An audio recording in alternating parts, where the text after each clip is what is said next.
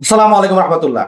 আজকে মহান জাতীয় সংসদে জুলাইয়ের আহত যোদ্ধারা এবং জুলাই শহীদ পরিবারের সদস্যরা। দর্শক, ভিডিওটি শুরু থেকে শেষ পর্যন্ত দেখবেন এবং সাবস্ক্রাইব করে সহায়তা করবেন। আমরা দেখতে পাচ্ছি গত কয়েকদিন ধরে আমাদের যে 11 দলীয় জোট বা সংসদের বিরোধী দল জামায়াত, এনসিপি তারা বিএনপিকে জুলাই সনদ বিরোধী আখ্যায়িত করতে চায়, বিএনপিকে জুলাই বিরোধী বলতে চায়। কিন্তু দেখেন দর্শক, আজকে মহান জাতীয় সংসদে জুলাই সনদে যে অধ্যাদেশগুলো পাশ করানো হবে সেজন্য কিন্তু আজকে সংসদের পক্ষ থেকে বা সরকার দলীয়দের পক্ষ থেকে জুলাই শহীদ আহত যোদ্ধা এবং জুলাই শহীদ পরিবারের সদস্যদের অতিথি হিসেবে আমন্ত্রণ জানানো হয়েছে। তাদেরকে সামনে রেখে জুলাই সনদের যে অধ্যাদেশ বা আইনগুলো আজকে সংসদে পাশ করানো হচ্ছে। এতে কি বোঝা যায় বিএনপিকে জুলাই সনদ বিরোধী? অবশ্যই না।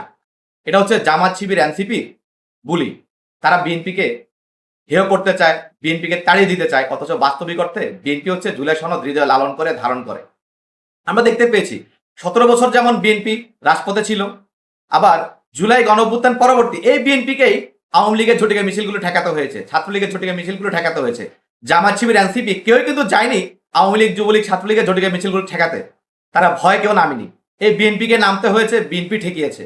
আর বিএনপি ছিল বলেই গণঅভ্যুত্থান পরবর্তী আওয়ামী লীগ আর রাজপথে সুবিধা করতে পারেনি, তারা আসার কোনো সাহস পায়নি। আবার এই জামাত শিবির এনসিপি বিএনপিকে জুলাই বিরোধী সাজাতে চায়। যদিও এখানে আসিফ মাহমুদ, সজীব ভুইয়া ও নাহিদের বক্তব্য অনুযায়ী ডিপ স্টেটের একটি অংশ জড়িত, এটাতে আমরা বুঝতেই পারছি। তবে কোনো লাভ হবে না। বিএনপি জুলাই ধারণ করে, লালন করে। বিএনপি জুলাই সনদের পক্ষের দল, প্রথম স্বাক্ষরকারী রাজনৈতিক দল। তাই বলতে চাই বিএনপিকে এই ধরনের হুমকি দিয়ে লাভ নেই। আপনারা আগে আওয়ামী লীগের সাথে আন্দোলন করে আসেন, তারপরে বিএনপির সাথে কথা বলেন। ধন্যবাদ দর্শক আপনাদের সবাইকে।